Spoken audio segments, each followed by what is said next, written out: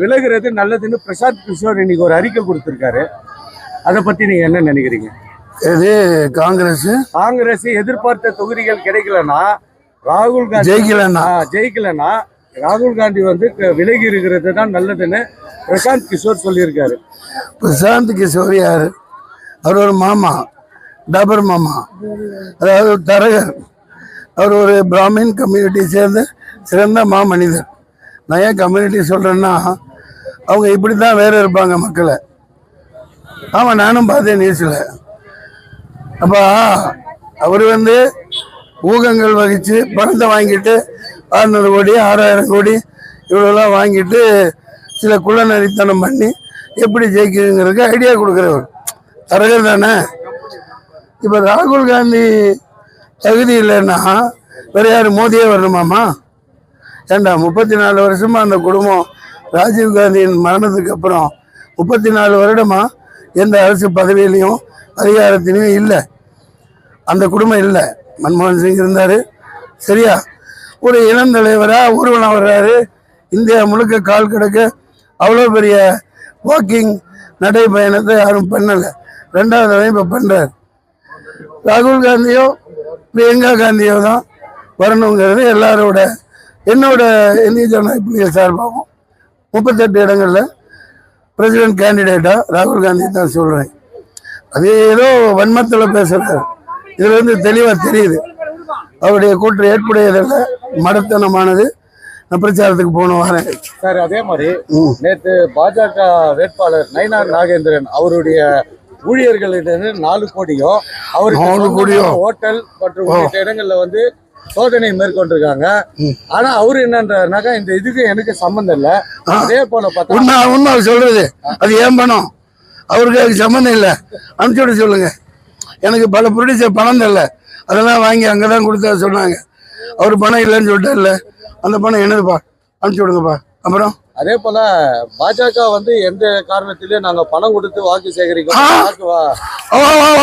கொடுக்க மாட்டோம்னு சொன்னாங்க. அப்படி ஒரு பாஜக வேட்பாளர் சம்பந்தப்பட்ட இடத்துல பணம் கைப்பற்றி இருக்கிறத நீங்க எப்படி நினைக்கிறீங்க? அதான் எல்லா செய்தியிலும் வந்துருச்சு. அங்கிட்டு கொடுக்க வச்சு இங்க அண்ணாமலை போன போட்டு பிடிக்க வச்சுட்டாருன்னு. அண்ணாமலைக்கு அதான வேலை, காட்டி கொடுக்கறது, டாஸ் கொடுக்கறது தானே வேலை. ஏக்கடை எட்டு போட்டோம்பா, நான் இந்த தொகுதியில மாப்பிள்ளப்பா, எல்லா மக்களையுமா ஜெயிக்க வைப்பீங்களே. பயங்கர அமோகமா அன்பு செலுத்துறாங்க. பலாப்பழத்துக்கு போட்டுருக்கோம். உங்க தொகுதிக்கு உட்பட்ட இடம் கேவி குப்பத்துல 7 லட்சம் ஒரு முதியவர் வீட்டுல வந்து வீடு மேல ஏறி குளிச்சு போய் பிடிச்சிருக்காங்க. 50க்கும் மேற்பட்ட அதிகாரிகள் போய் பணம் பறிமுதல் பண்ணியிருக்காங்க. அதுவும் வந்து அவர் பிஜேபின்ற மாதிரி ஒரு பரவலாகவும் போகுது. அதை எப்படி பாக்குறீங்க சார்? என்னமோ தேர்தல் ஆணையம் பச்சு பண்றாங்க. என் வண்டியில் வந்து செக் பண்ண மாட்டேங்கிறாங்கப்பா. நான் 100 கோடி வச்சுட்டு சுத்துறேன். என் வண்டியில 100 கோடி வச்சுட்டு சுத்துறேன். பிடிக்க வரவே மாட்டேங்கிறாங்க. ஆமா, போட்டுருங்க. நிஜமா தான், யாரும் செக் பண்ண மாட்டேங்கிறாங்கப்பா. சரி, லேட் ஆகுது.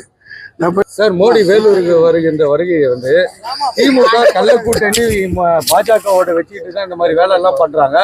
இவங்களோட பர்மிஷன் இல்லாம எப்படி மோடி வராருன்னு பல்வேறு தரப்பினர் ஒரு பர்மிஷன் கொடுக்காட்டி என்ன சொல்லுவீங்க? பர்மிஷன் கொடுக்காட்டி திமுக நான் யாருக்கு வக்காலத்து வாங்குறோம்லாம் இல்லை. மோடி நான் நிற்கிறதுனால தான் வர்றாரு. ரோட் ஷோ பண்ணுறேன். நாங்கள் இந்த மரத்தில் தொங்கிட்டு ஒன்று போமே, நீ ரோட் ஷோ போய் மணிப்பூரில் பண்ணு, ரோட் ஷோ போய் குஜராத்தில் பண்ணு, ரோட் ஷோ போய் அருணாச்சலத்தில் பண்ணுப்பா. அருணாச்சலத்துக்கு போப்பா. பிஜேபி ஜெயிச்சா அருணாச்சலம் போயிடும் தனியா. எல்லாமே தமிழ்நாடு துண்டு போயிடும், பஞ்சாபு பிச்சுக்கிட்டு போயிடும். அவ்வளோ பெரிய எனக்கு வேலை இருக்கு. போப்பா, மக்கள் சந்திக்கணும். பிரதமர் வந்து 10ஆம் தேதி வராரு. மக்களை பார்த்து ஓட்டு கேட்க விட மாட்டியா? பிரதமர் 10ஆம் தேதி வராரு. ஆமா, இன்னைக்கு தேதி 8. வழக்கமா வந்து இஸ்லாமியர்கள் வந்து 50 ஆண்டுகளும் தொழுகை நடத்திட்டு வராங்க. எங்க? ஆமா ஆமா, அதே நாள்ல வந்து 50 ஆண்டு காலமா தொழுகை நடத்த விடல. இல்ல நடத்திட்டு இருக்காங்க. அந்த சமயத்துக்கு கரெக்டா இவங்க பர்மிஷன் கொடுத்துங்க. அப்பதான் அதுதான் இப்ப வந்து விவாதம். ஆமா, இது கொத்பா நடக்கணுமா? அது எப்படி? அது வரக்கூடாது. எங்க அங்கதான் வந்து பிரதமர் மோடி தவறு. இதுல இருந்தே அவரோட மன ஊனம், அவங்களோட வக்கர புத்தியின் உச்சக்கட்டம் தெரியுது. ரம்ஜான் முதல் நாள் சிஏன்னா கொத்பா வந்து வழக்கமா கொண்டாடுற இடம். இப்ப அங்க அனுமதி இல்லையா? அனுமதி இல்லாட்டி நான் செருப்பாக அதான் தவறு. மாபெரும் தவறு, மாபெரும் தவறு, மாபெரும் தவறு.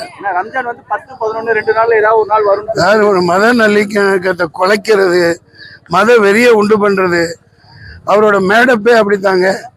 இப்போ நல்ல வேலை செஞ்சா பாராட்டிட்டு போக போறோம். இதுல இருந்து அவரோட புத்தி தெரியுது. உண்மையான இந்து மக்கள் அப்படி செய்ய மாட்டாங்க. நீ யாரு அடுத்தவன மாதிரி. இங்க மத நல்லிணக்கம் எல்லாம் இந்து கிறிஸ்டின் பற்றி எந்த வேறுபாடு இல்லை.